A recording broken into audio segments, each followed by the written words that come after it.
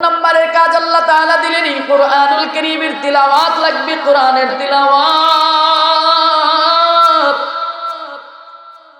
জানো কি বন্ধু, জানো কোরআনুল কারীমের তিলাওয়াত বড় দামি একটা ব্যাপার, বড় দামি একটা বিষয়। কোরআনুল কারীমের তিলাওয়াত এত দামি একটা ইবাদত, আপনার আমার পয়গম্বর মুহাম্মদুর রাসূলুল্লাহ সাল্লাল্লাহু আলাইহি ওয়াসাল্লাম জানায় দেন, আফদালুল ইবাদাতি তিলাওয়াতুল কুরআন। নফল ইবাদতের মধ্যে সবচেয়ে দামি, সবচেয়ে উত্তম, সবচেয়ে কল্যাণকর, সবচেয়ে সুন্দর ইবাদতের নাম, সবচেয়ে ফজিলতপূর্ণ ইবাদতের নাম এই কোরআনের তিলাওয়াত। আফদালুল ইবাদাত, ইবাদতের মধ্যে সবচেয়ে আফদাল, ফজিলতপূর্ণ তিলাওয়াতুল কোরআন। কোরআনের তিলাওয়াত বড় দামি একটা ইবাদত। কি জন্য, কেন এত কোরআনুল কারীমের তিলাওয়াত কেন এত দামি? এই কোরআনুল কারীমের তিলাওয়াতটা কেন এত গুরুত্বপূর্ণ, কেন এত দামি? বলে আমরা দেখি এই কোরআনুল কারীমটা যদিও দেখি সাদা পাতার মধ্যে কালো কালির, কালো অক্ষরের আরবি হরফে লেখা, বাজান কসম খোদা এই সাদা পাতার কালো কালি কোনো নিছক কোনো আরবি লেখা নয়, বরঞ্চ এই সাদা পাতার কালো কালিগুলো আপনার আমার রব, আসমান জমিনের রব, জান্নাত জাহান্নামের মালিক, নবমণ্ডল ভূমণ্ডলের মালিক, আসমান জমিনের মালিক আল্লাহর জবান দিয়ে বের হয়ে আসা প্রতিটা কথা। যদিও দেখি এটা সাদা পাতার মধ্যে কালো কালির লেখা, আরবি হরফের লেখা, কি আমরা কি দেখি? সাদা পাতার মধ্যে কালো কালির আরবি হরফের লেখা, আরবি লেখা। না রে বাবা না, এটা সাদা পাতার আরবি লেখা পর্যন্ত সীমাবদ্ধ নয়। কেন এত এই কোরআনটা কেন এত দামি? বলে এই কোরআনটা দামি হওয়ার কারণ হলো এটা দুনিয়ার কোনো মানুষের কোনো কালাম নয়, দুনিয়ার কোনো মানুষের কোনো কথা নয়, দুনিয়ার কোনো মানুষের কোনো উচ্চারণ নয়, বরঞ্চ এই কোরআনের প্রতিটা আয়াত, প্রতিটা হরফ, প্রতিটা অক্ষর আসমান জমিনের মালিক স্বয়ং আল্লাহ পাক রব্বুল আলামিনের জবান দিয়ে বের হয়ে আসা প্রতিটা কালাম, প্রতিটা কথা। এজন্য এই কোরআনুল কারীমটা যারা তেলাওয়াত করবে কেমন যেন তারা আল্লাহর সাথে কথা বলবে। হ্যাঁ, কোরআনটা যারা তেলাওয়াত করবে তারা কার সাথে কথা বলবে? বলেন না বাবা, বলেন না কার সাথে? কোরআনুল কারীম যারা তেলাওয়াত করবে, যারা তেলাওয়াত করবে, যারা পাঠ করবে তারা কেমন যেন আল্লাহর সাথে কথা বলবে। জানো কি বন্ধু, জানো পয়গম্বর মূসা আলাইহিস সালাতু ওয়াস সালাম আমরা জানি আল্লাহর সাথে কথা বলতে পারতো। মূসা আলাইহিস সালাতু ওয়াস সালামের উপাধি হলো কালামুল্লাহ। তিনি আল্লাহর সাথে দুনিয়ায় থাকতে মালিকের সাথে কথা বলতে পারতেন। আমরা জানি মূসা পয়গম্বর দুনিয়ায় থাকতে আল্লাহর সাথে কথা বলতে পারতো। কেমনে? হ্যাঁ হ্যাঁ, কথা বলার জন্য কিছু শর্ত ছিল, নির্দিষ্ট জায়গার মধ্যে যাওয়া লাগবে। মূসা পয়গম্বর চাইলেই কথা বলতে পারতো না, চাইলেই মূসা আলাইহিস সালাম কথা বলতে পারতেন না। কথা বলার জন্য নির্দিষ্ট সময়ের মতো যাওয়া লাগবে, নির্দিষ্ট এরিয়ার মধ্যে যাওয়া লাগতো, নির্দিষ্ট জায়গার মধ্যে যাওয়া লাগতো। বাজান আমার দিকে মনোযোগ দেন, আমার দিকে তাকান। পয়গম্বর মূসা কথা বলার জন্য, আল্লাহর সাথে কথা বলার জন্য জায়গা মতো যাওয়া লাগতো, সময় মতো যাওয়া লাগতো, নির্দিষ্ট এরিয়ার মধ্যে যাওয়া লাগতো। সময় মতো যেতে না পারলে কথা বলতে পারতো না, জায়গা মতো না গেলে কথা বলতে পারতেন না, এরিয়ার মধ্যে না গেলে কথা বলতে পারতেন না। পয়গম্বর মূসা আলাইহিস সালাতু ওয়াস সালাম আল্লাহর কাছে একদিন জানতে চান, আল্লাহ দুনিয়ায় যেমন আপনার সাথে আমি দুনিয়ায় থাকতে কথা বলতে পারি, সরাসরি কথা বলতে পারি, ও দয়ার মালিক আমার পরে আর কেউ কি আসবে যারা আমার মতো করে আপনার সাথে দুনিয়ায় থাকতে কথা বলতে পারবে? আল্লাহ তাআলা জানায়া দেন, মূসা শোনো। ভাই আপনারা একটু কথা বললে একটু সাইডে বলেন না ভাই, সমস্যা নাই তো ভাই, কথা বলেন, কাজ করেন। পয়গম্বর মূসা আলাইহিস সালাতু ওয়াস সালাম আল্লাহর কাছে জানতে চাইলেন, আল্লাহ আমার পরে আর কেউ কি আসবে যারা দুনিয়ায় থাকতে আপনার সাথে কথা বলতে পারবে দুনিয়ায় থাকা অবস্থায়? আল্লাহ তাআলা জানায়া দেন, মূসা তুমি দুনিয়ায় থেকে আমি আল্লাহর সাথে কথা বলো, কথা বলার জন্য নির্দিষ্ট জায়গা মতো আসা লাগে, নির্দিষ্ট সময় মতো আসা লাগে, জায়গা মতো আসা লাগে। এরিয়ার মধ্যে না আসলে, জায়গা মতো না আসলে কথা বলতে পারো না। কিন্তু মূসা জেনে রাখো তোমার পরে আমি এমন একটা জাতি দুনিয়ার মধ্যে প্রেরণ করব, তোমার পরে আমি এমন একটা জাতি দুনিয়ার মধ্যে পাঠাবো যারা ইচ্ছা পোষণ করলে তাদের নির্দিষ্ট জায়গা লাগবে না, নির্দিষ্ট সময় লাগবে না, ওরা যেই জায়গায় ইচ্ছা, যেই মুহূর্তে ইচ্ছা, এরা চাইলেই আমি আল্লাহর সাথে এরা কথা বলতে পারবে। মুসা পয়গম্বর বললেন, মানহুম, তারা কারা, কে তারা, কারা বারা? ও মালিক, তারা কারা, কেমনে বা সম্ভব? আল্লাহ তাআলা জানায় দেন, মুসা শোনো, এরা হলো আমার আখিরি জামানার পয়গম্বর, এরা হলো আমার প্যারা মুহাম্মদ, আমার আখিরি জামানার পয়গম্বর, আমার বন্ধু, আমার হাবিব মুহাম্মদুর রাসূলুল্লাহ সাল্লাল্লাহু আলাইহি ওয়াসাল্লামের উম্মত যারা হবে তারা। মুসা বলেন, আল্লাহ কেমন করে সম্ভব, কিভাবে তারা কথা বলবে যখন ইচ্ছা, যেই মুহূর্তে ইচ্ছা? আল্লাহ বলেন, মুসা শোনো, আমার হাবিব, আমার প্যারা পয়গম্বরের উপরে আমি যে কালাম, যে ওয়াহী আমি নাযিল করব, ওই ওয়াহী, ওই কালাম আমার বন্ধুর উম্মতেরা তেলাওয়াত করবে, আর আমি আল্লাহর সাথে কথা বলা হয়ে যাবে। ইন্নামাল মুমিনুনা আল্লাযীনা ইযা যুকিরাল্লাহ ওয়াজিলাত কুলুবুহুম ওয়া ইযা তুলিয়াত আলাইহিম আয়াতুহু যাদাতুহুম ঈমানা। কুরআনুল কারীমের তিলাওয়াত এমন দামি একটা ব্যাপার, এমন পাওয়ারফুল একটা ব্যাপার। এই কুরআনুল কারীমের তিলাওয়াত যদি কোনো মুমিনের সামনে যদি করা হয়, কোন ইমানদার, যারা ইমানওয়ালা, কালেমাওয়ালা, বিশ্বাসী, যারা আল্লাহতে বিশ্বাস করে, যারা তাওহীদের উপরে যারা ইয়াকিন রাখে, বিশ্বাস রাখে, রাসূলের রিসালাতের উপরে যারা ইয়াকিন বিশ্বাস রাখে, এদের উপরে যদি কোরআনের, এদের সামনে যদি কোরআনের তেলাওয়াত করা হয়, আল্লাহ তাআলা বলেন, মুমিন যারা, এদের সামনে ইযা যুকিরাল্লাহু ওয়াজিলাত কুলুবুহুম ওয়া ইযা তুলিয়াত আলাইহিম আয়াতুহু যাদাতুহুম ঈমানা, বলে ঈমানদারদের সামনে কোরআনের তেলাওয়াত করলে কেমন যেন তাদের ঈমান আরো বৃদ্ধি পেতে থাকে, বাড়তে থাকে। এজন্য কোরআনের তেলাওয়াত বড় দামি একটা ব্যাপার, বড় দামি একটা বিষয়। যদিও দেখি আমরা সাদা পাতার কালো কালির আরবি হরফের লেখা,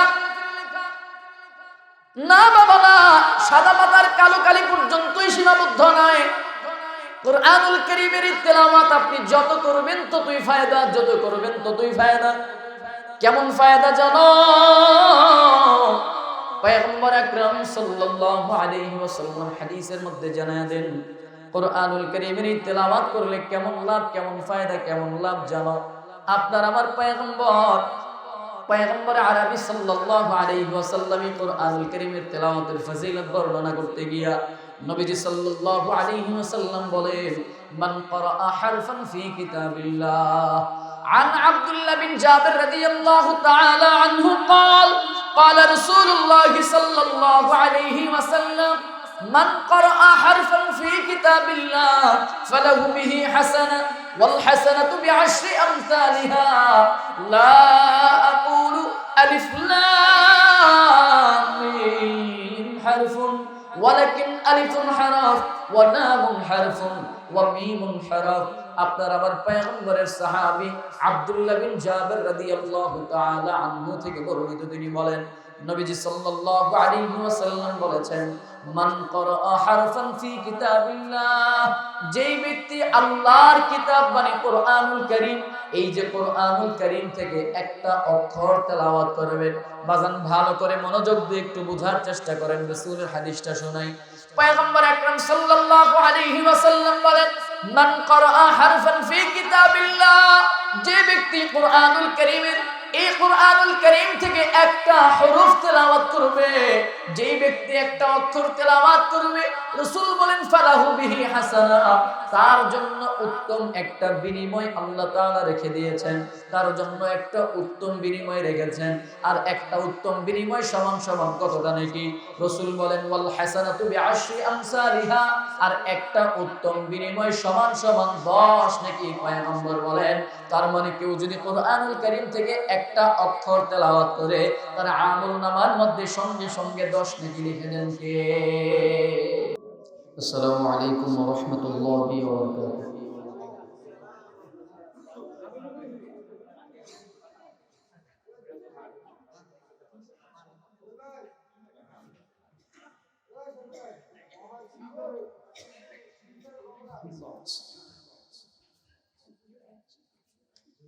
إن الحمد لله والصلاة والسلام على رسول الله وعلى آله وأصحابه أجمعين. أشهد أن لا إله إلا الله وحده لا شريك له ونشهد أن سيدنا وسندنا وحبيبنا وطبيبنا وطبيب قلوبنا ربنا ومولانا محمدا عبده ورسوله الذي أرسله الله تعالى بالحق بشيرا ونذيرا وداعيا إلى الله بإذنه وسراجا منيرا. أما بعد فأعوذ بالله من الشيطان الرجيم. بسم الله الرحمن الرحيم. إن الذين يتلون كتاب الله وأقاموا الصلاة وأنفقوا مما رزقناهم سرا وعلانية يرجون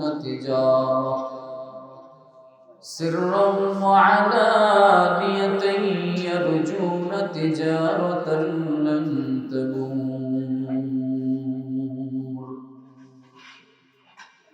صدق الله المولانا العظيم وصدق رسوله النبي الكريم.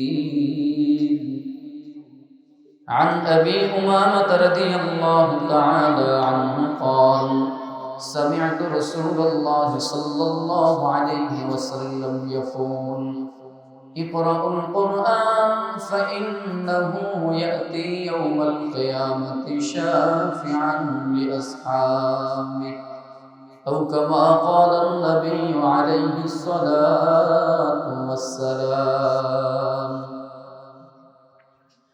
إن الله وملائكته يصلون على النبي يا أيها الذين آمنوا صلوا عليه وسلموا تسليما. اللهم صل على محمد وعلى آل محمد كما صليت على إبراهيم وعلى آل إبراهيم إنك حميد مجيد. اللهم بارك على محمد وعلى آل محمد كما باركت على إبراهيم وعلى آل إبراهيم إنك حميد مجيد. الحمد لله.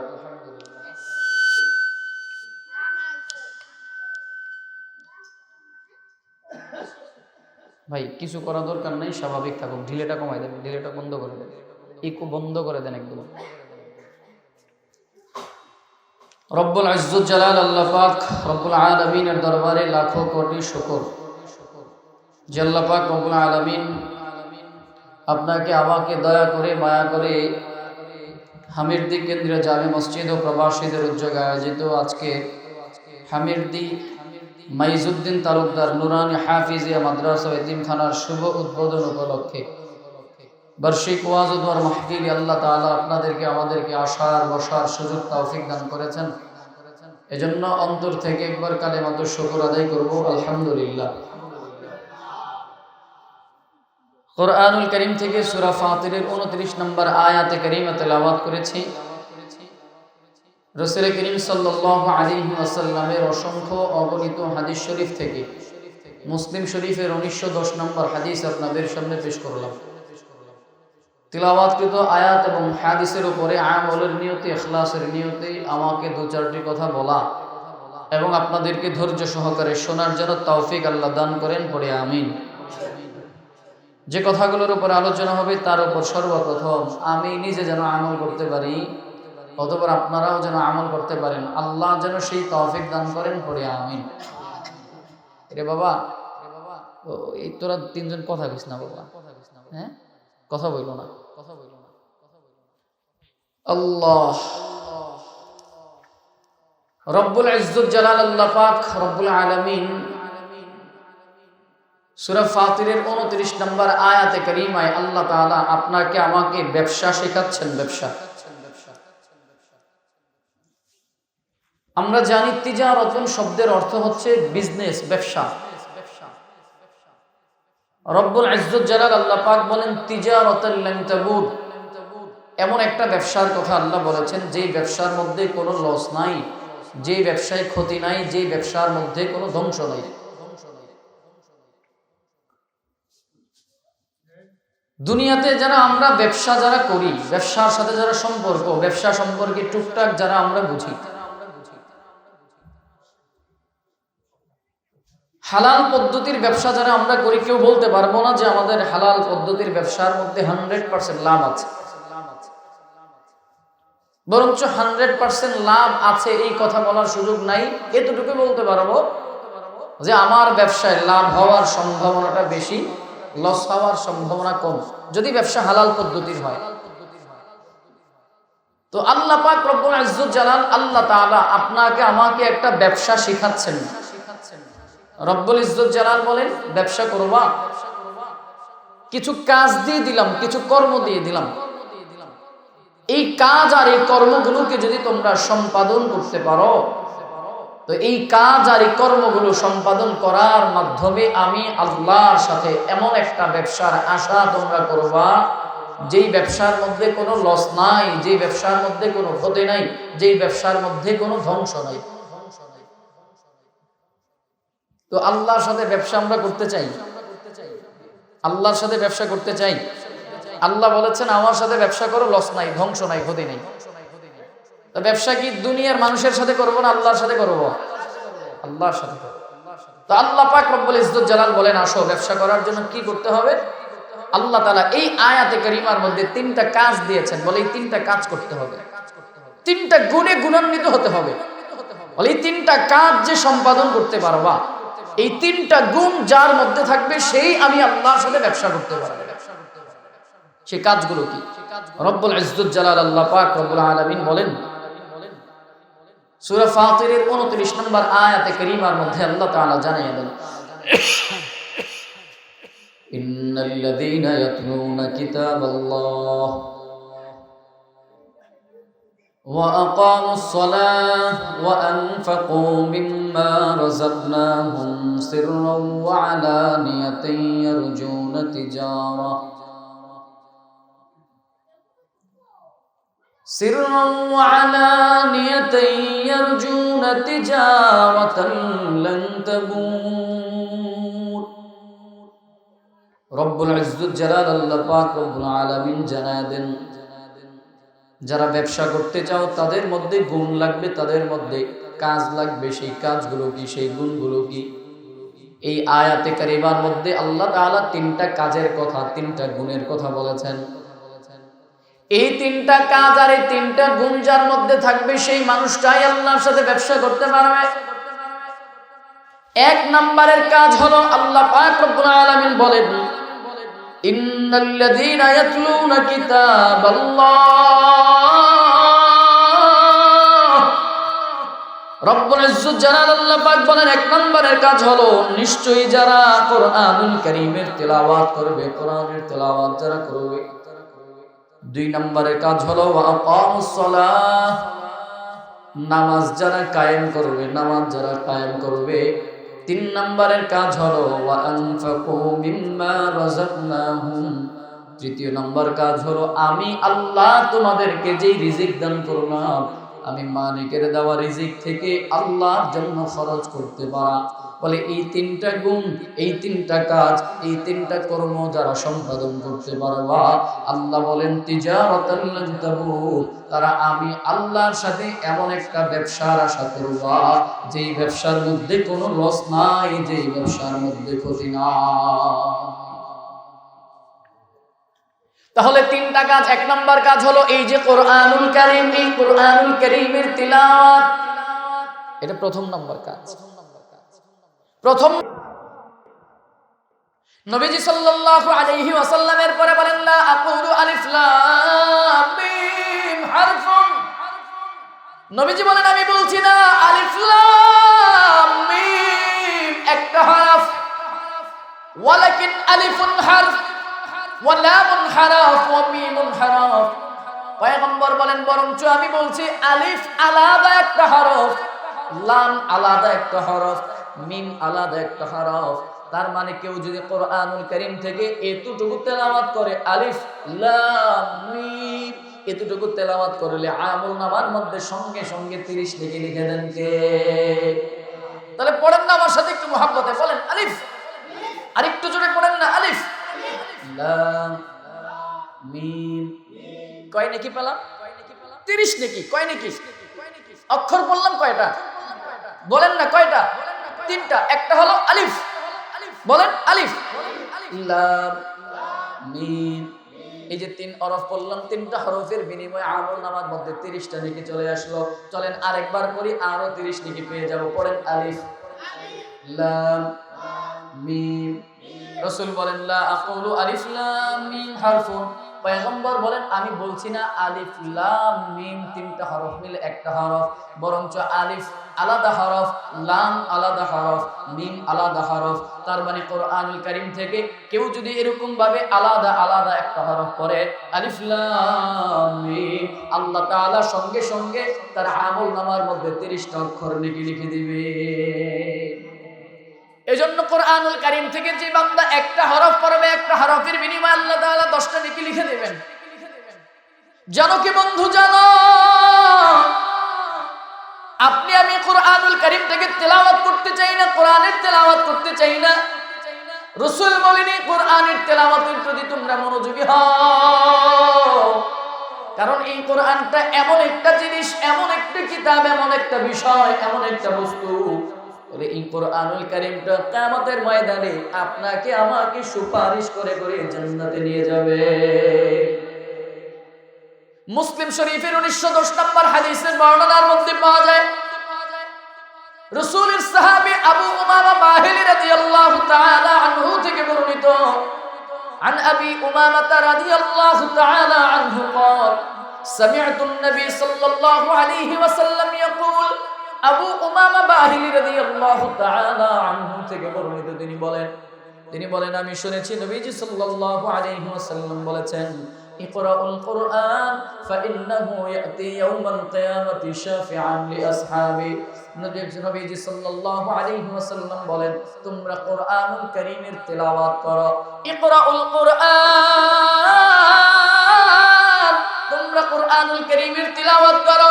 ফাইন্নাহু ইয়াতি ইয়াউমাল কিয়ামাতি শাফিআন লিআসহাবি, কেননা এই কোরআনুল কারীমটা কিয়ামতের ময়দানে আপনাকে আমাকে সুপারিশ করে করে জান্নাতে নিয়ে যাবে। নবীজির কথা সহিহ মুসলিম শরীফের সহিহ হাদিসের বর্ণনা। রাসূল বলেন কোরআনের তেলাওয়াত করো, কোরআনের তেলাওয়াত করো, এই কোরআনটাই তোমাদেরকে সুপারিশ করে করে জান্নাতের মধ্যে নিয়ে যাবে। জানো কি বন্ধু, জানো কেমন যেন আল্লাহ তাআলা জানায়া দেন এই কোরআনটা হলো একটা রশির মতো রশি। এই কোরআনুল কারীম এটা হলো একটা রশি, যেই রশির একটা মাথা স্বয়ং আল্লাহর হাতে আল্লাহ তাআলা নিজের কাছে রেখে দিয়েছেন। রশির মাথা থাকে কয়টা বলেন তো? রশির মাথা থাকে দুইটা। আল্লাহ তাআলা বলেন কোরআনটা হলো একটা রশি, যেই রশির একটা মাথা স্বয়ং আল্লাহ তার নিজের কাছে রেখে দিয়েছেন, আরেকটা মাথা রশির অপর মাথাটা আল্লাহ তাআলা জমিনের মধ্যে ছেড়ে দিলেন, জমিনে ছেড়ে দিলেন। বলে যে ব্যক্তি রশির সেই মাথাটাকে আঁকড়ে ধরতে পারবে, রশির সেই মাথাটাকে যে ব্যক্তি খামচে ধরতে পারবে, আঁকড়ে ধরতে পারবে, কেমন যেন এই রশিটাকে টেনে টেনে টেনে টেনে এই রশির মাধ্যমে বান্দা জান্নাত পর্যন্ত চলে যাবে। এই কোরআনটা হলো একটা রশি, আল্লাহর কাছে পৌঁছার একটা মাধ্যম।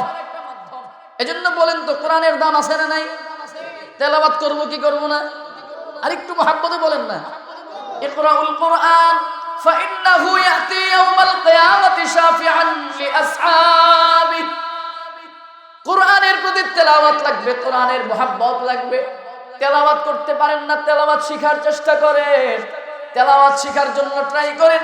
কোরআনের প্রতি মহব্বত রাখেন, কোরআনের প্রতি আজমত রাখেন, কোরআনের প্রতি ভালোবাসা রাখেন। আমাদের ওস্তাদদের জবানে একটা ওয়াকিয়া শুনেছিলাম, ওস্তাদের জবানে একটা ঘটনা শুনেছিলাম। সম্ভবত আল্লাহর এক ওলি, নাম তার জুন্নুন মিসরি রাহমাতুল্লাহি তাআলা। আল্লাহর বান্দা, তিনি মদ্যপানের প্রতি আসক্ত ছিলেন, কেমন যেন মদপানের প্রতি নেশা ছিল। শুরুর দিকের ঘটনা, ক্লাসের মধ্যে ওয়াকিয়া শুনেছিলাম এরকম। জুন্নুন মিসরি রাহমাতুল্লাহি তাআলা মদ পান করার জন্য মদের দিকে যাইতেন, মদের দোকানে প্রতিদিন যাইত। মা প্রতিদিন দোয়া করতো, আল্লাহর কাছে দোয়া করতো, আল্লাহ আমার এই সন্তানটাকে তুমি তার অন্তরের মধ্যে হেদায়েতের নূর দিয়ে দাও, আমার এই সন্তানের অন্তরের মধ্যে হেদায়েতের আলো জ্বেলে দাও। বাজান, মার দোয়া কিন্তু আল্লাহ তাআলা ফিরায়া দেয় না।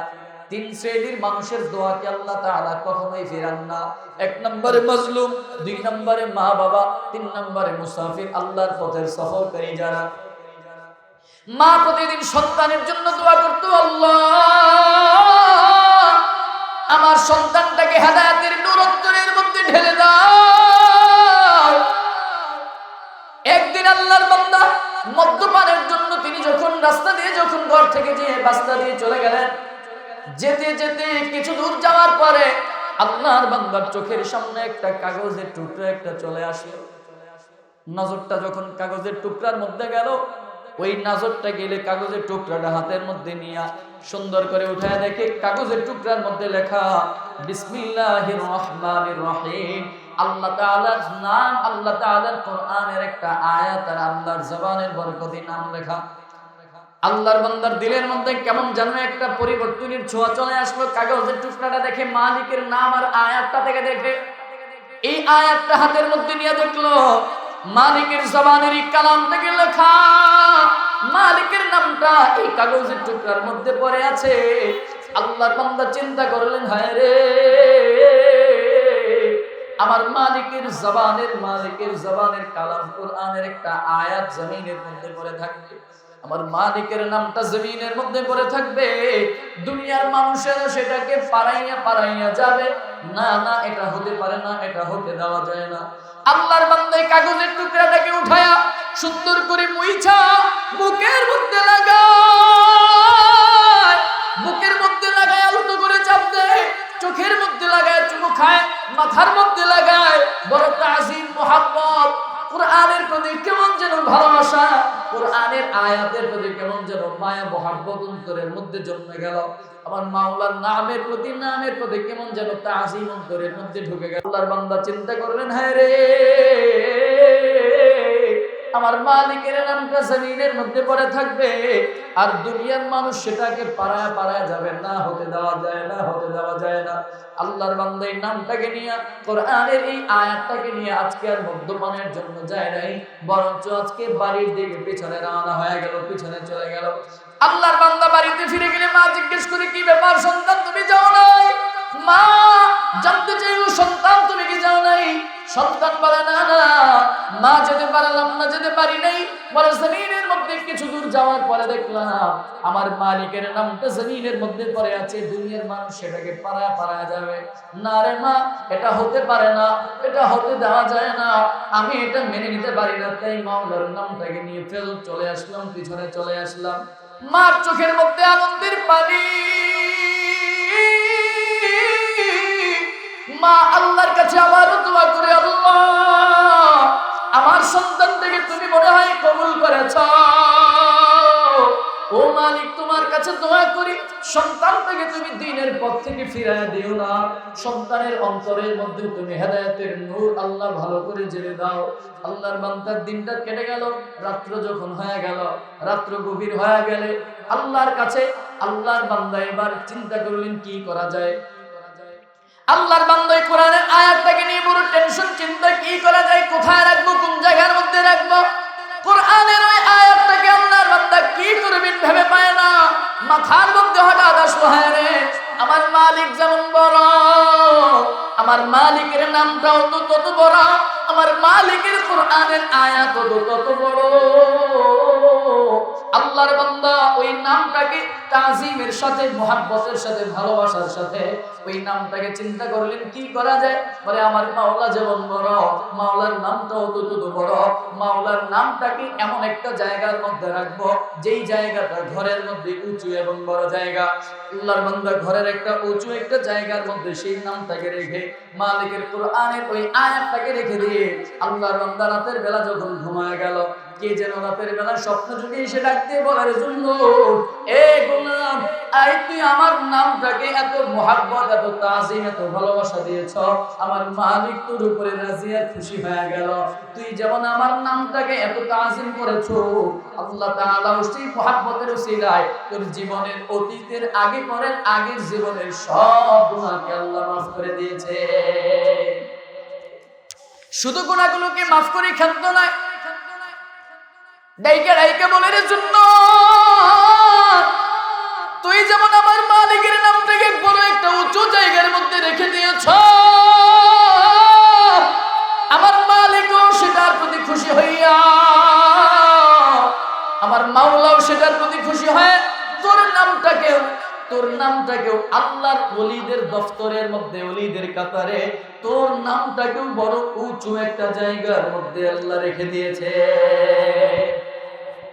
এজন্য কোরআনের মুহাব্বত লাগবে, কোরআনের তাজিম লাগবে, কোরআনের তেলাওয়াত লাগবে।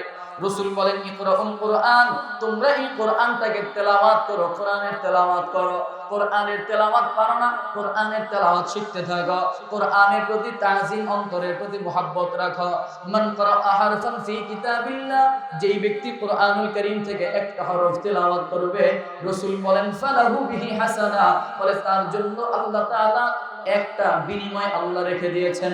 ওয়াল হাসানাতু বিআশরি আমসালিহা, আর একটা বিনিময় সমান সমান 10টা নেকি। তার মানে যে কোরআন থেকে একটা অক্ষর তেলাওয়াত করবে, আমলনামার মধ্যে আল্লাহ তাআলা 10টা নেকি লিখে দিবে। কিয়ামতের ময়দানে কোরআনটা সুপারিশ করে করে জান্নাতে নিয়ে যাবে। জানো কি বন্ধু, জানো রাসূল করিম সাল্লাল্লাহু আলাইহি ওয়াসাল্লাম হাদিসের মধ্যে আরো জানায়া দেন, এই কোরআনটা হবে সুপারিশকারী, এই কোরআনটা হবে সুপারিশকারী। ময়দানে মাহশারে কোরআনটা আপনার আমার জন্য সুপারিশকারী হয়ে যাবে।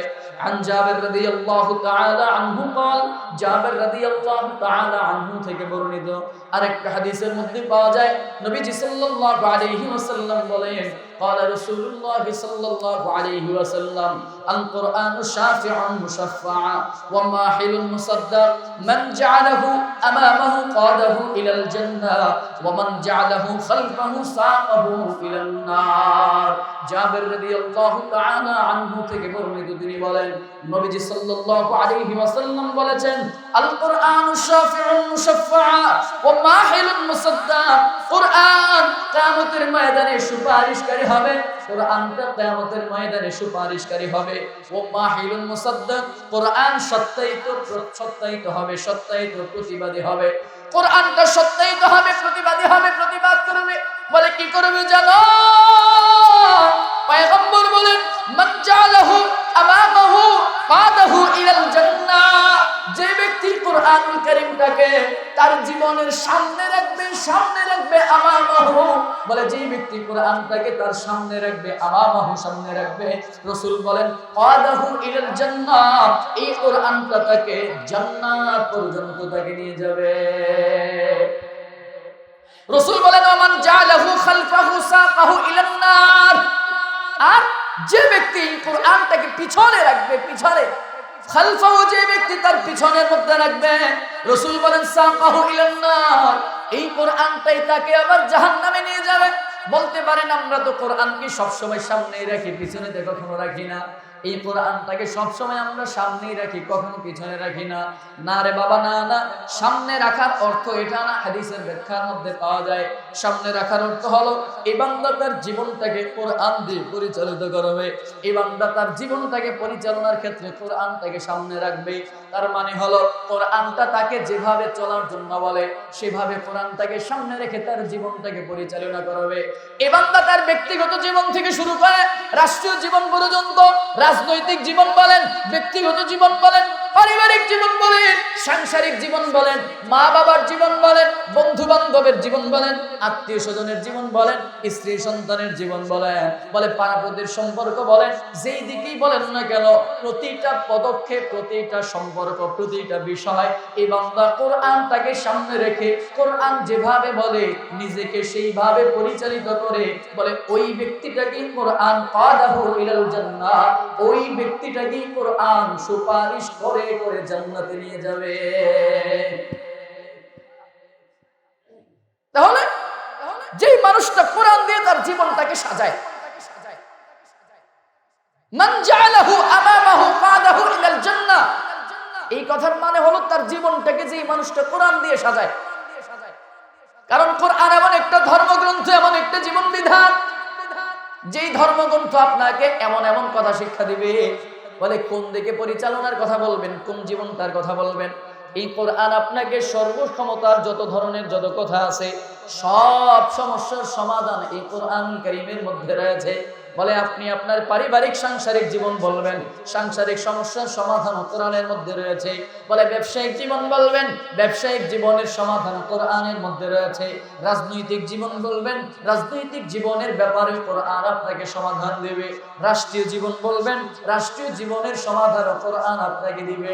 বাজান কোন দিকের কথা বলবেন, কোন সম্পর্কের কথা বলবেন, যেই কথা বলবেন, যেই দিকের কথাই বলেন না কেন, সর্ব সমস্যার সমাধান বলেন তো এই কোরআনের মধ্যে আছে না নাই? সমাধান চাও যদি জীবনে মরণে, ফিরে যাও খোঁজে নাও চোখ রাখো কোরআনে। সমাধান চাও যদি জীবনে মরণে, ফিরে যাও খোঁজে নাও চোখ রাখো কোরআনে। তবেই পাবে সুখ শান্তির ঠিকানা, তবেই পাবে সুখ শান্তির ঠিকানা, যদি মেনে নাও তুমি মনে প্রাণে। সমাধান চাও যদি জীবনে মরণে, ফিরে যাও খোঁজে নাও চোখ রাখো কোরআনে। এ তো চির অম্লান চির মুক্তির ডাক, এ যে মহাবাণী খোদারি কালামে পাক। এ তো চির অম্লান চির মুক্তির ডাক, এ যে মহাবাণী খোদারি কালামে পাক। এই দুনিয়া সেই দুনিয়া, এই দুনিয়া সেই দুনিয়া, মুক্তি পাবে তুমি দোজাহানে।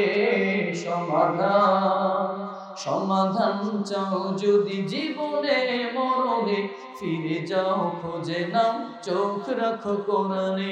সমাধান চাও যদি জীবনে মরণে, ফিরে যাও খোঁজে নাও চোখ রাখো কোরআনে। কোরআনের প্রতি আমাদের মায়া মোহাব্বত রাখবো তো ইনশাআল্লাহ? একটু মোহাব্বতে বলেন না, রাখবো তো ইনশাআল্লাহ? যদিও দেখি আপনি আমি কোরআনটা সাদা পাতার কালা কালি কালো অক্ষরের লেখা, কোরআনের প্রতি আমাদের কেমন যেন কদর কমে গেছে। আমাদের প্রত্যেকের ঘরে এই কোরআন আছে, এমন কোন মানুষ নাই যে তাদের ঘরের মধ্যে কোরআন নাই। বড় দুঃখের সাথে বলতে হয় প্রত্যেকটা ঘরে কোরআন আছে, কিন্তু আফসোসের ব্যাপার হলো কোরআনটাকে ধরে দেখার সময় আপনার আমার নাই। প্রত্যেকের ঘরে কোরআনটাকে সাজায় গুছায় নুসখাকে সুন্দর করে গিলাফের সাথে সাজায় ঘরের মধ্যে ভালো জায়গায় রেখে দেয়, কিন্তু কোরআনটাকে ধরার মতো সময় সুযোগ আপনার আমার হয় না। কোরআন তেলাওয়াতের সময় সুযোগ আপনার আমার হয় না। সব কাজ করার সময় সুযোগ আপনাদের আছে, আমাদের আছে। সন্তানকে সময় দেওয়ার সুযোগ আছে, স্ত্রীকে সময় দেওয়ার সুযোগ আছে, মা বাবাকে সময় দেওয়ার সুযোগ আছে, ব্যবসায় সময় দেওয়ার সুযোগ আছে, বন্ধু বান্ধবকে সময় দেওয়ার সুযোগ আছে। দুঃখের সাথে বলতে হয় কোরআনটা কোরআনের জায়গায় পড়ে আছে, কোরআনকে ধরার তিলাওয়াত তো অনেক দূরের কথা, কোরআনটাকে ধরে একটু আদর করব এই সময় এই সুযোগটা আমাদের কারণ। কোরআনটাকে একটু মহাব্বত করব, একটু বুকের মধ্যে লাগা একটু আলতো করে চাপ দিব, একটু আদর করব, এই সময়টা আপনার আমার হয় না। কোরআনটাকে একটু চুমু খাবো, এই সময়টা আপনার আমার হয় না। একটু চোখের মধ্যে লাগাবো, বুকে লাগাবো, একটু মাথায় লাগাবো, একটু কোরআনটাকে একটু আদর করব, এই সময় আপনার আমার হয় না। ঠিকই দুনিয়ার সমস্ত ব্যস্ততার সময় আমাদের হয়। ফেসবুকিং করার সময় আপনার আমার ঠিকই হয়, ইউটিউবিং করার সময় আপনার আমার ঠিকই হয়, বন্ধু বান্ধবের সাথে আড্ডা দেওয়ার সময় আপনার আমার ঠিকই হয়, গল্প গুজব করার ঠিকই সময় আপনার আমার হয়। আফসোস হলো দুনিয়ার সব কিছু করার সময় সুযোগ আপনার আমার আছে, কিন্তু কোরআনটাকে একটু মোহাব্বত করব, একটু ভালোবাসবো, কোরআনটাকে তেলাওয়াত করব, এই পরিমাণের সময় সুযোগ আপনার আমার। অথচ আপনার আমার পয়গম্বর কোরআনটাকে তেলাওয়াত করতেন।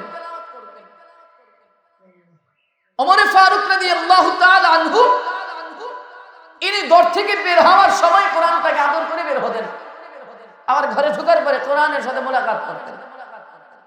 দুনিয়ার সব কাজ করার সময় সুযোগ আমাদের আছে, কিন্তু কোরআনের সাথে সম্পর্ক করার সময় সুযোগ আমাদের হয় না। নবীজি সাল্লাল্লাহু আলাইহি ওয়াসাল্লাম কোরআনের তেলাওয়াত করেছেন। আপনি আমি মনে করি কোরআনটা সাদা পাতার একটা কালো কালির লেখা। না রে বাবা, না না, এই কোরআনটা আপনার আমার জবানের কালাম, জবানের কথা, জবানের কালাম। জানো কি বন্ধু, জানো কোরআনুল কারীমটা পয়গম্বর তেলাওয়াত করেছেন। আপনি আমি কেমন যেন রমজান মাস আসলে কোরআনের তেলাওয়াত করি, রমজান মাসে তেলাওয়াত করি, রমজানের বাহিরে কেমন যেন কোরআনের তেলাওয়াত করতে চাই না। রমজান মাস চলে গেলে কোরআনটাকে সাজাইয়া গুছাইয়া আলমারির মধ্যে রেখে দেই। কিন্তু বন্ধুরা জানো, তোমার আমার পয়গম্বর রমজানে যেমন কোরআনের তেলাওয়াত করেছেন, রমজানের বাহিরেও তেমন কোরআনুল কারীমের তেলাওয়াত পয়গম্বর করেছেন। আবার পয়গম্বর দিনের আলোতে যেমন তেলাওয়াত করেছেন, রাতের অন্ধকারেও তেমন কোরআনুল কারীমের তেলাওয়াত করতেন। নামাজের মধ্যে যেমন তেলাওয়াত করতেন, নামাজের বাহিরেও পয়গম্বর তেমন কোরআনুল কারীমের তেলাওয়াত করতেন। জানো কি বন্ধুরা, জানো পয়গম্বর যখন তেলাওয়াত করতেন কি পরিমাণে তেলাওয়াত করতেন, কেমন তেলাওয়াত করতেন?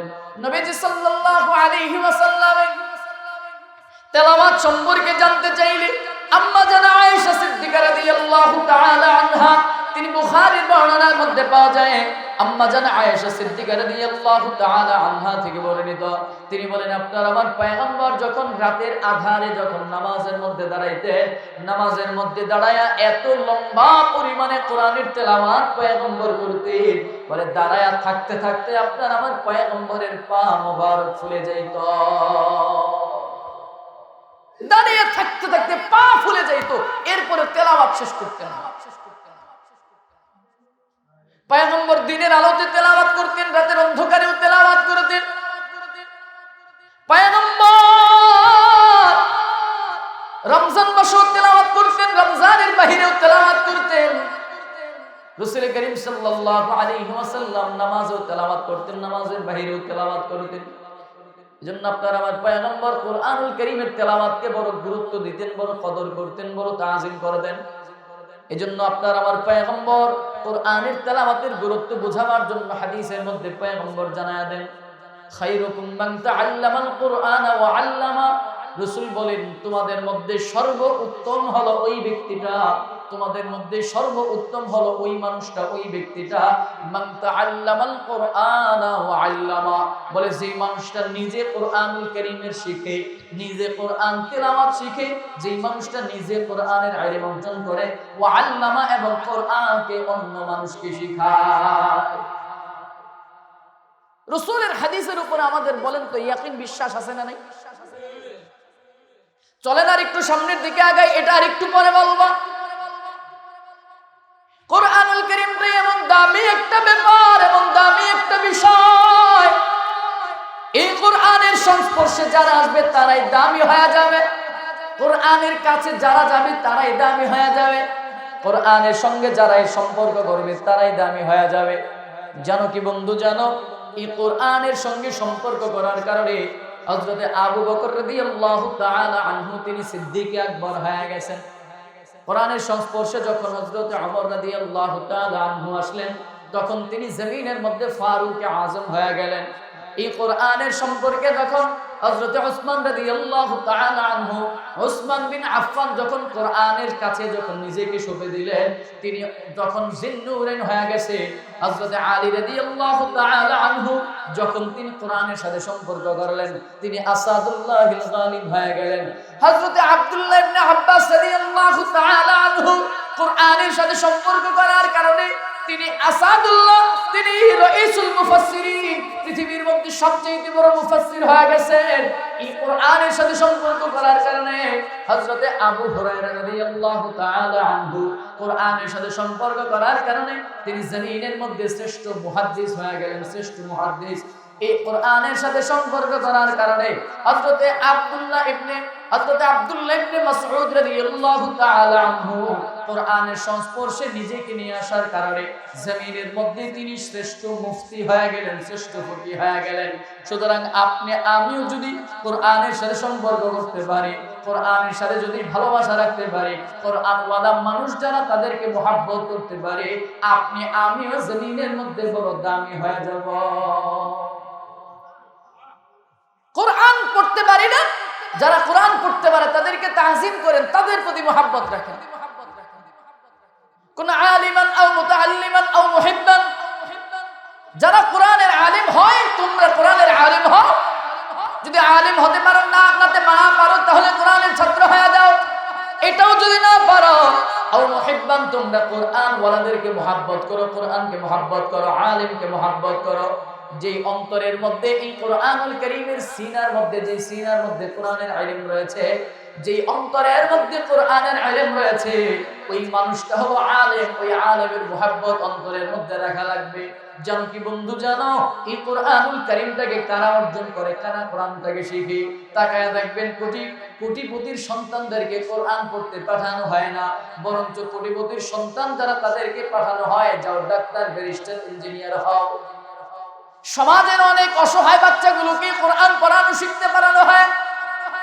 কসম খোদা, যেই বাচ্চাটা এই কোরআন পড়তে আসবে, সে যদি একেবারে রাস্তার ফকিরের সন্তান হয়, আর ওই কলবের মধ্যে যদি কোরআনের ইলম চলে আসে, কসম খোদা, জমিনের মধ্যে এই মানুষটাই হলো পয়গম্বরের কথা অনুযায়ী শ্রেষ্ঠ সন্তান। খায়রুকুম মান তাআল্লামাল কুরআন ওয়া আল্লামাহু, নবীজি সাল্লাল্লাহু আলাইহি ওয়াসাল্লাম এর জন্য বলেছেন, যে মানুষটা নিজে কোরআন শিখে এবং অন্যকে শিক্ষা দেয়, ওই মানুষটা হলো জমিনের মধ্যে শ্রেষ্ঠ। ওই মানুষটা হলো খায়রুকুম, তোমাদের মধ্যে ওই মানুষটাই হলো দামি, শ্রেষ্ঠ। তাহলে একটু মহব্বতের সাথে আওয়াজ করে বলবেন, রাসূলের জবানের কথা সত্য নাকি মিথ্যা? কোন সন্দেহ? কোরআনের আয়াতের উপরে কোন সন্দেহ আছে? কোরআনের কোন অক্ষরের উপরে সন্দেহ আছে? কেউ যদি কোরআনের একটা আয়াত যদি একটু অস্বীকার করে, এই মানুষ বেঈমান হয়ে যাবে, মুশরিক হয়ে যাবে। কোরআনের একটা শব্দ কেউ যদি অস্বীকার করে, অবিশ্বাস করে, এই মানুষটা যেমন কাফের হয়ে যাবে, ঠিক অনুরূপ ভাবে যেই মানুষটা রাসূলের জবানের কালাম, কোন হাদিসকে কেউ যদি ইনকার করে, হাদিসকে কেউ যদি অস্বীকার করে, অনুরূপ ভাবে ওই মানুষটাও কাফের হয়ে যায়। রাসূল বলেন, খায়রুকুম মান তাআল্লামাল কুরআন, তোমাদের মধ্যে ওই মানুষটাই হলো দামি। কসম খোদার, এই হাদিসের মধ্যে পয়গম্বর কোন ডাক্তারকে দামি বলেন নাই। কসম খোদার, এই হাদিসের মধ্যে পয়গম্বর কোন ইঞ্জিনিয়ারকে দামি বলেন নাই, কোন প্রফেসরকে দামি বলেন নাই, কোন এমপি কে, মন্ত্রীকে দামি বলেন নাই, কোন উকিল, জজ, ম্যাজিস্ট্রেট, ব্যারিস্টারকে দামি বলেন নাই, বাংলাদেশের প্রেসিডেন্টকে দামি বলেন নাই। বাংলাদেশ কেন, গোটা পৃথিবীর সুপার পাওয়ার আমেরিকার প্রেসিডেন্টকে দামি বলেন নাই। দামি বলেছেন কাকে? মান তাআল্লামাল কুরআন ওয়া আল্লামা, যার অন্তরের মধ্যে কোরআনের ইলম আছে, যে অন্তরের মধ্যে কোরআনের ইলম আছে, ওই মানুষটাকে পয়গম্বর দামি বলেছেন। চাই সেই মানুষটা যদি রাস্তার ফকির হয়, সে যদি রাস্তার ফকিরের সন্তান হয়, তার সিনার মধ্যে যদি কোরআনের ইলম থাকে, কসম খোদার, রাসূল তাকে শ্রেষ্ঠ বলেছেন, তাকে দামি বলেছেন, তাকে খায়র বলেছেন, তাকে উত্তম বলেছেন। এবার আপনারা ডিসিশন নেন, সিদ্ধান্ত নেন, আপনার ছেলেটাকে আপনি কি দামি বানাবেন না কম দামি বানাবেন? একটু বলেন তো। আপনি আমি আমার যাদের ছেলে আছে, আমার ছেলেটাকে, যার ভাই আছে আমার ভাইটাকে, যার নাতি আছে আমার নাতিটাকে, যার মেয়ে আছে আমার মেয়েটাকে, যার বোন আছে আমার বোনটাকে, যার নাতনি আছে তার নাতনিটাকে, ভাইকে, ভাগ্নিকে, বোনকে, এই সন্তানগুলোকে আমরা কি দামি বানাতে চাই না কম দামি বানাতে চাই? বাস্তবতার দিকে একটু তাকাইয়া দেখেন,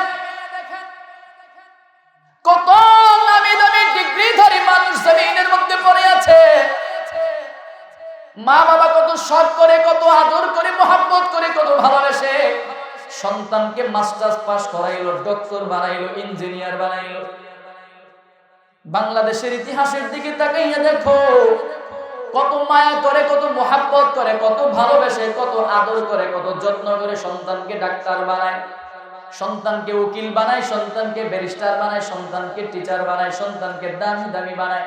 কিন্তু তাকায় দেখো, এই সন্তান যখন সমাজের মধ্যে মূল্যবান দামি কেউ হয়ে যায়, জাগতিক লাইনের এই সন্তানটা যখন এমপি মন্ত্রী হয়ে যায়, মেম্বার চেয়ারম্যান হয়ে যায়, এই সন্তানই যখন কোটিপতিওয়ালা হয়ে যায়, এই সন্তান যখন দামি কেউ হয়ে যায়, ঢাকার শহরের ইতিহাস দেখো, রাতের আধারে ওই সন্তানই বৃদ্ধ মা বাবাকে রাস্তার ধারে ধারে ফালাইয়া চলে যায়।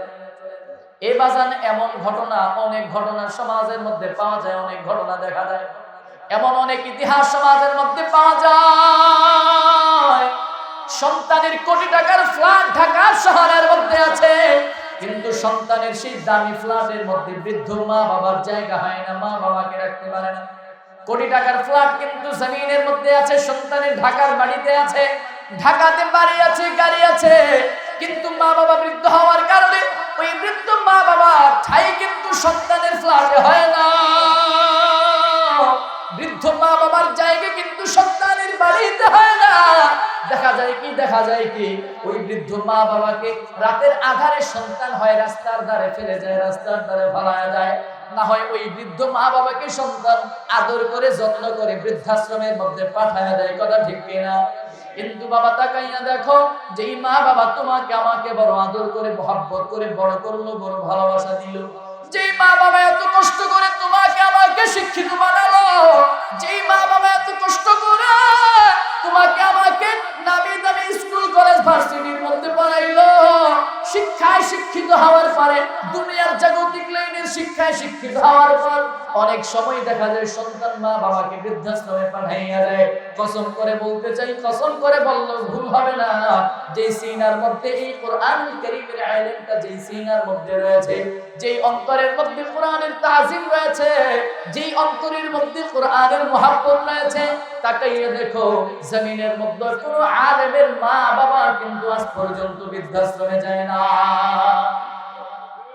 বৃদ্ধাশ্রমে যত মার বাবাকে দেখা যায়, বৃদ্ধাশ্রম গুলোতে যত মুরব্বীদেরকে দেখা যায়, খবর নিয়ে দেখবেন তাদের সন্তান কেউ আলেম নাই, কেউ আলেম না, কোন সন্তান তাদের আলেম না।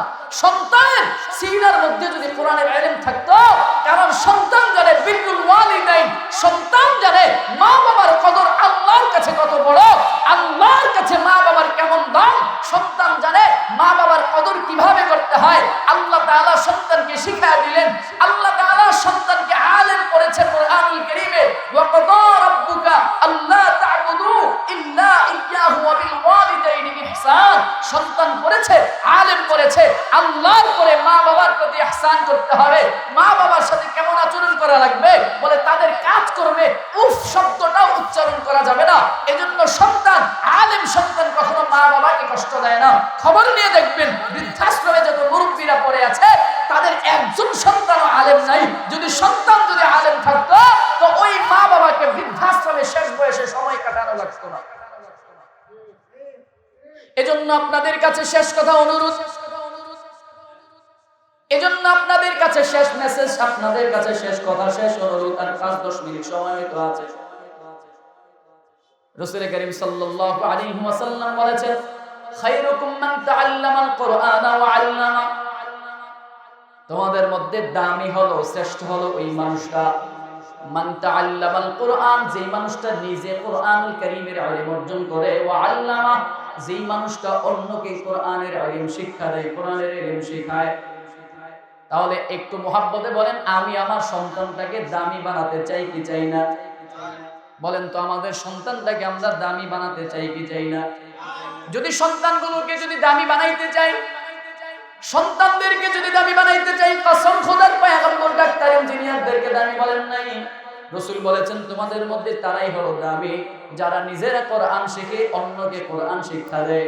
এজন্য সন্তানকে যদি দামি বানাইতে হয়, আপনাদের কাছে প্রথম কথা থাকবে, অন্ততপক্ষে সন্তানের সিনার মধ্যে প্রাথমিক শিক্ষা কোরআনের শিক্ষাটাকে অন্তরের মধ্যে দিয়ে দিবেন। আপনি আপনার সন্তানের মধ্যে কোরআনের শিক্ষাটাকে যদি প্রথমে দিতে পারেন, এরপরে কোরআনের শিক্ষাটা অন্তরের মধ্যে দেওয়ার পর এরপরে সন্তানটাকে আপনি প্রয়োজনে ডাক্তার বানান, উকিল বানান, ব্যারিস্টার বানান, ম্যাজিস্ট্রেট বানান, কোনো আপত্তি নাই। স্বাভাবিকভাবে যদি বলি, আপনার সন্তানটাকে অন্ততপক্ষে আলেম যদি না বানাইতে পারেন, আপনার ছেলে হোক, মেয়ে হোক, ভাই হোক, বন্ধু হোক, আপনার নাতি হোক, নাতনি হোক, ভাগ্না হোক, ভাগ্নি হোক, আলেম যদি অন্তত না বানান, অন্ততপক্ষে দেখে দেখে সহিহ শুদ্ধভাবে কোরআনটা পড়তে পারে, এতটুকু ইলম অর্জন করার তৌফিক অন্তত তাকে দেন। অন্তত তাকে তার প্রাথমিক শিক্ষাটা মাদ্রাসায় পড়ান, যেন কোরআনটা পড়তে পারে। শরীয়তের হুকুম আহকামগুলো যা আছে, শরীয়তের বিধিবিধান যেগুলো আছে, অন্ততপক্ষে যেন এতটুকু ইলম যেন তার অন্তরের মধ্যে ঢুকে। যদি এতটুকু অন্তর তার অন্তরে ঢুকাইতে পারেন, তো ইনশাআল্লাহুল আজিজ এই ছেলেটা এই কোরআন পড়ার পরে, শরীয়তের প্রাথমিক শিক্ষাটা পাওয়ার পরে, এরপরে তাকে আপনি তাকে স্কুলে পড়ান, ভার্সিটিতে পড়ান, কলেজে পড়ান, কোনো আপত্তি নেই। সন্তান এরপরে কলেজে পড়ে বড় বড় শিক্ষায় শিক্ষিত অর্জন করে, এরপরে ডাক্তার হোক, উকিল হোক, ব্যারিস্টার হোক, ম্যাজিস্ট্রেট হোক, বিশ্বাস করতে পারেন এই কোরআনের মহব্বতে সন্তান অন্ততপক্ষে ডাক্তার হওয়ার পরে মানুষের গলা অন্তত কাটবে না। এই সন্তানের অন্তরের মধ্যে যদি কোরআনের ইলম থাকে, অন্ততপক্ষে সে উকিল হওয়ার পরে মানুষের গলা কাটবে না, ডাক্তার হওয়ার পরে গলা কাটবে না, ম্যাজিস্ট্রেট হওয়ার পরে গলা কাটবে না। কারণ তার অন্তরের মধ্যে কি আছে? বলেন না, বলেন না। অন্তরের মধ্যে কোরআনের শিক্ষাটা আছে। সে জানে কোরআন পড়ে সে শিখেছে, কোরআন পড়ে সে শিখেছে মানুষের সাথে দুর্নীতি করা হারাম, ধোঁকাবাজি করা হারাম, মিথ্যা বলা হারাম, মিথ্যা বলে ধোঁকাবাজি করে মানুষকে ঠকায়া হারাম ইনকাম করার দ্বারা কোনো আরাম থাকবে না। এজন্য সন্তানের অন্তরের মধ্যে প্রাথমিক শিক্ষাটা কোরআন শিক্ষা দেব। রাজি আছেন ইনশাআল্লাহ? রাজি আছেন ইনশাআল্লাহ? অন্তত প্রাথমিক শিক্ষায় কোরআনের শিক্ষাটা আমরা অন্তত দিব। আর সেই প্রাথমিক শিক্ষার ব্যবস্থা করেছে হামিরদি মাইজউদ্দিন তালুকদার নুরানিয়া হাফিজিয়া মাদ্রাসা ও এতিমখানা। আলহামদুলিল্লাহ বলেন, আর একটু মহব্বতে বলেন আলহামদুলিল্লাহ। সে আপনার সন্তানদেরকে প্রাথমিক শিক্ষা কোরআনের শিক্ষাটাকে দেওয়ার জন্য সেই ব্যবস্থা করেছে। আমার বন্ধুবর, আপনাদের এই গ্রামের সন্তান নূর নবী মিয়াজি, আপনাদের হামিরদির সন্তান, আমার খুব মহব্বতের মানুষ। সে আমার সাথে গত বছর থেকে আরো 2 বছর আগে মনে আসছিলাম, ওই সময় একটা মিসিং ছিল আপনাদের কাছে, সময় মতো আসতে পারি না, এটা আমি ক্ষমা প্রার্থী আপনাদের কাছে, এখনো লজ্জাবোধ করি। তো তারপর থেকে আমার সাথে নূর নবী ভাইয়ের যোগাযোগ, তখন থেকেই পরামর্শ যেখানে একটা মাদ্রাসা হবে, মাদ্রাসায় বাচ্চারা কোরআন পড়বে, দ্বীন শিখবে, ইসলাম শিখবে। বড় মুহাব্বতের একটা কথা, বড় চমৎকার একটা কথা। এই আল্লাহর বান্দা তো চেষ্টা করতেছে আপনাদের এলাকাবাসীর সহযোগিতায়। আলহামদুলিল্লাহ, এই হামিরদি মাইজউদ্দিন তালুকদার নুরানি হাফিজিয়া মাদ্রাসা ও এতিমখানা, এই মাদ্রাসার উদ্দেশ্য হচ্ছে আপনার এই সন্তানদেরকে দামি বানাবার জন্য। খায়রুকুম মান তাআল্লামাল কুরআনা ওয়া আল্লামা, যারা দামি হতে চায় তাদের জন্য এই দামি বানাবার জন্য এই ব্যবস্থা মাদ্রাসা করেছে। তা আপনাদের কাছে শেষ কথা হলো, আপনারা আপনার যাদের ভাই আছে, আপনারা যাদের সন্তান আছে, যাদের নাতি আছে, যাদের নাতনি আছে, যতটুকু আছে ততটুকু দিয়ে ইনশাআল্লাহ এই মাদ্রাসার পাশে থাকবেন তো ইনশাআল্লাহ। এই মাদ্রাসা হলো আপনাদের এলাকার জন্য একটা নেয়ামত, একটা নেয়ামত। মাদ্রাসা হলো আপনাদের জন্য একটা গৌরবের একটা ব্যাপার, নেয়ামতের একটা ব্যাপার। মাদ্রাসা থাকবে ইনশাআল্লাহ, এলাকার মধ্যে অনবরত রহমত আল্লাহ ঝরাইতে থাকবেন। আলহামদুলিল্লাহ পড়েন না? এলাকার মধ্যে বাচ্চারা কি করবে? 24টা ঘন্টা কোরআনের পাখিরা এখানে তেলাওয়াত করবে, 24টা ঘন্টা এখানে কোরআনের তেলাওয়াত চলবে। আচ্ছা, 24টা ঘন্টা এখানে কোরআনের তেলাওয়াত চলতে থাকবে, এখানে কোরআনের তেলাওয়াত চলবে, তো আল্লাহ তাআলার খাস রহমত এখানে ঝরতে থাকবে। এখানে তেলাওয়াত চলবে, তো এখানে আলহামদুলিল্লাহ সর্ব অবস্থায় তেলাওয়াত চলবে, তো এখানে আল্লাহ তাআলার রহমত ঝরতে থাকবে, বরকত ঝরতে থাকবে। এই রহমত আর বরকতের জন্য এলাকার মধ্যে এই নিয়ামত চলতে থাকবে। আপনারা চান তো ইনশাআল্লাহ? রাজি আছেন তো ইনশাআল্লাহ? আল্লাহ আমাদের সবাইকে কবুলের মঞ্জুর করুক, পড়েন আমিন। রাগ করতেছেন কথায়? মনে রাগ কষ্ট পাইছেন? আজকের এই যে বসছেন, এই বসাটাই কি লাভ হয়েছে না লস হয়েছে? আমার আলোচনা শেষ, তবে ছোট্ট একটা হাদিসের অনুবাদ আপনাদেরকে শোনায়া যায়। এই যে আজকের এই মজলিস, আজকের এই মাহফিল, কি মনে হয় এই মাহফিল এই মোটামুটি স্বাভাবিক একটা মাহফিল হয়ে গেল নাকি? হ্যাঁ না বাজার, মনে রাখবেন আজকের এই বসা, আপনারা যারা বসছেন, আপনারা কি মনে হয় তাহলে আমনে তুমি আমাগো ছেলের বয়সী বলতে পারেন, তুমি তো আমগো নাতির বয়সী, ছেলের বয়সী, তুমি উপরে বৈশা রয়েছো, আমরা নিচে বৈশা রয়েছি। কসম খোদার, আমার চাইতে বড় লাভবান আপনারা হয়েছেন, আমার চাইতে বড় লাভবান আপনারা হয়েছেন। কারণ আপনারা নিচে বসে বসে আপনাদের আমল নামা থেকে সাগীরা গুনাহগুলোকে আপনারা ঝরাইতেছেন, আর আমার আমল নামার মধ্যে গুনাহ ভারী হইতেছে। নিচে বসে আপনাদের আমল নামা থেকে গুনাহগুলোকে আপনারা ঝরাইতেছেন, অন্তর থেকে আপনাদের কিবির অহংকার গুলোকে আপনারা ঝরাইতেছেন, অন্তর থেকে অহংকার দূরীভূত হচ্ছে আপনাদের। নিচে বসা আছেন, এর দ্বারা অন্তর থেকে অহংকার মুক্ত হচ্ছে, অন্তর সগীরা গুনাহগুলো আপনাদের মাফ হচ্ছে। এই যে উলামায়ে কেরাম, হযরতের দিকে আমার মুরব্বি, হযরতের দিকে তাকাইবেন, আলেমের দিকে তাকাইবেন, আর সগীরা গুনাহগুলোকে আল্লাহ তাআলা মাফ করবেন। কি মনে হয় কি রাগ করছেন এখানে বসে, লস করছেন? জানেন নবীজি সাল্লাল্লাহু আলাইহি ওয়াসাল্লাম সাহাবায়ে কেরামদেরকে একবার নসিহত করেছেন। কি নসিহত? সাহাবীরা শোনো, দুনিয়াতে মাঝে মাঝে তোমরা বেহেশতের বাগানের মধ্যে তোমরা যাবা এবং বেহেশতের ফল তোমরা ভক্ষণ করবা। সুবহানাল্লাহ পড়বেন না? সাহাবায়ে কেরাম জানতে চাইলেন, ইয়া রাসূলুল্লাহ, দুনিয়ার জমিনের মধ্যে বেহেশতের বাগান কোনটা আর বেহেশতের ফলগুলোই বাকি? তো নবীজি সাল্লাল্লাহু আলাইহি ওয়াসাল্লাম তখন বললেন, শোনো, দুনিয়ার জমিনের মধ্যে আমার কিছু উম্মত একত্রিত হয়ে যখন দ্বীনি মুযাকারা করবে, দ্বীনের বিষয়ে আলোচনা করবে, কোরআন সুন্নাহ থেকে আলোচনা করবে, হাদিস থেকে আলোচনা করবে, নবীজি বলেন ওই জায়গাটা তখন আর দুনিয়ার সাধারণ জায়গা থাকবে না, বরঞ্চ সেই জায়গাটা জান্নাতের বাগানে রূপান্তরিত হয়ে যাবে। তাহলে একটু মুহাব্বতের সাথে বলেন তো, এই যে এতক্ষণ এখানে আলোচনা হয়েছে, দুনিয়ার রাজনীতির আলোচনা হয়েছে, রাষ্ট্রের আলোচনা হয়েছে, এই মমতাজ আফার ডিজে পার্টির গান চলছে, আবুল সরকারের আউল ফাউল বাউল গান চলছে, এখানে আলোচনা হয়েছে কার? কোরআন থেকে আলোচনা হয়েছে, হাদিস থেকে আলোচনা হয়েছে। সুতরাং রাসূলের হাদিসের উপরে যদি আমাদের ইয়াকিন আর বিশ্বাস থাকে, তো আজকের এই জায়গাটা, এই হামিদী কেন্দ্রীয় জামে মসজিদের এই জায়গাটা বেহেশতের বাগানে রূপান্তরিত হয়ে গেছে। বেহেশতের বাগানে আসবে কারা? বেহেশতি মানুষ যারা। বলেন, বেহেশতি বাগানে আসবে কারা? আরেকবার বলেন, বেহেশতি বাগানে আসবে কারা? বেহেশতি মানুষ যারা। তাহলে বুঝতে পারছেন আপনারা কোন মানুষ? বলেন না, বুঝতে পারছেন তো কোন মানুষ? আল্লাহর কাছে আশা রাখেন আমরা বেহেশতে যাব ইনশাআল্লাহ। বলেন ইনশাআল্লাহ, বলেন না? ইনশাআল্লাহ না বললে লস হবে আপনাদের, মিয়া লস হবে আপনাদের। কেন? আল্লাহর কাছে আশা রাখবেন। আশা, আল্লাহর কাছে ভান্ডারের অভাব আছে, আল্লাহর কাছে খাজানার অভাব আছে, রহমতের অভাব আছে। তো আল্লাহর কাছে আশা রাখেন, আশা রাখবেন তো আল্লাহ দিবেন ইনশাআল্লাহ। আশা রাখেন জান্নাতের, আল্লাহ দিবেন ইনশাআল্লাহ। এজন্য জান্নাতের বাগানে আসবে কারা? জান্নাতি মানুষ যারা। আল্লাহ আমাদের সবাইকে কবুল আর মঞ্জুর করুক, পড়েন আমিন। তার বাস্তব প্রমাণ দেখেন, এই যে আজকের এই মাহফিলের দাওয়াত, আপনারা যে কয়জন আসছেন, শুধু আপনারাই পাইছেন না, আর বহু মানুষ পাইছে। সবাইকে আসতে পারছে, আসতে পারবে। খবর নিয়ে দেখেন, বহু মানুষ এখন ঢোল তবলা, গান বাজনা, মোবাইল, টেলিভিশন ইত্যাদি, চায়ের আড্ডায়, দোকানপাটের আড্ডায়, গল্প গুজবের আড্ডায়, বন্ধু বান্ধবের আড্ডায়, এক কথায় গুনাহের আড্ডার মধ্যে অনেক মানুষ আছে, আছে না? এবার আপনাদের কাছে জানতে চাই, বলবেন যারা এই মুহূর্তে গুনাহের আড্ডায় লিপ্ত আছে, তাদের সামনে যদি আজরাইল আলাইহিস সালাম এসে হাজির হয়ে যায়, ঈমান নিয়ে তাদের কবরে যাওয়ার সম্ভাবনা কম না বেশি? আর আমাদের সামনে যদি এখন আজরাইল আলাইহিস সালাম চলে আসেও, আল্লাহু আকবার, আল্লাহ তাআলা আপনাকে আমাকে শাহাদাতের মর্যাদা নিয়ে দান করবেন। তাহলে এখানে আসতে পেরে, বসতে পেরে আপনি আমি খুশি না বেজার? খুশি না বেজার? তাহলে আরেকবার বলেন আলহামদুলিল্লাহ। আল্লাহ যতটুকু কথা বললাম, অল্প সময়ের মধ্যে যতটুকু কথা বলেছি, এই কথাগুলোর উপরে আল্লাহ আগে আমাকে আমল করার তৌফিক দান করেন। আল্লাহ আমাদের সবাইকে আমল করার তৌফিক দান করেন। আল্লাহ কোরআনের প্রতি আমাদের মুহাব্বত রেখে দুনিয়া থেকে বিদায় হওয়ার তৌফিক দান করেন। আল্লাহ এই কোরআনকে দৈনিক তেলাওয়াত করার তৌফিক দান করেন। আল্লাহ ঈমান এবং আমল নিয়ে কবরে যাওয়ার তৌফিক দান করেন। Presents by Kuakata media centre. হক্কানি আলেমদের নিত্য নতুন ভিডিও পেতে আমাদের চ্যানেলটি সাবস্ক্রাইব করুন। কুয়াকাটা মিডিয়া সেন্টার, ইসলামিক বিনোদনের বিশ্বস্ত সঙ্গী।